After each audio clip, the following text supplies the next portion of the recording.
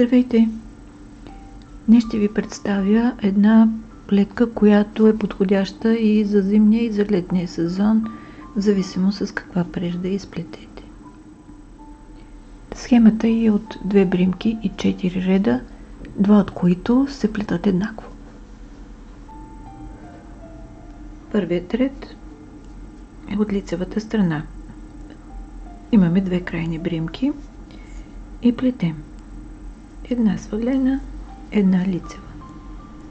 Сваляме конецът и отзад лицева.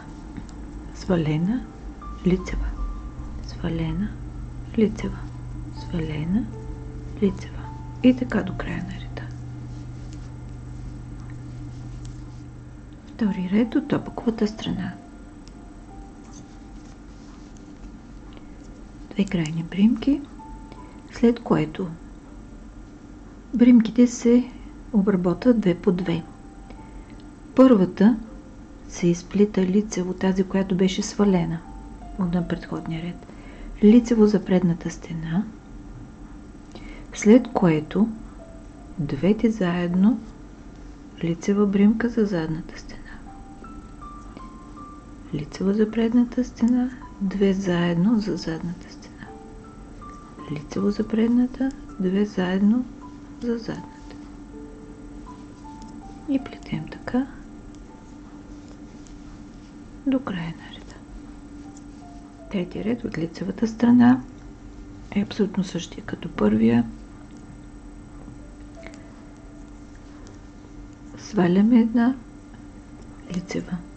Сваляме лицева. Сваляме лицева.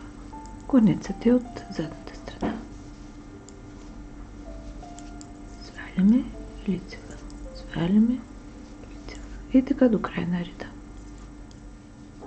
И четвърти последен ред. Всички бримки изплитаме опаково. И така в резюме. Първия и третия ред плетем свалена лицева, свалена лицева. На втория ред правим тази редичка от възелчета от опаковата страна и последният ни ред е от опаковата страна само опакови бримки. И така с тези 4 реда получихме тази леко ажурна, леко релефна, вафлена, универсална плетка, подходяща за всички сезони.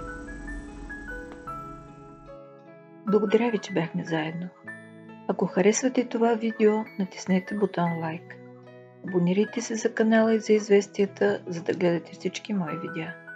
Пожелавам ви вдъхновение, плетете с любов и бъдете щастливи. До скоро!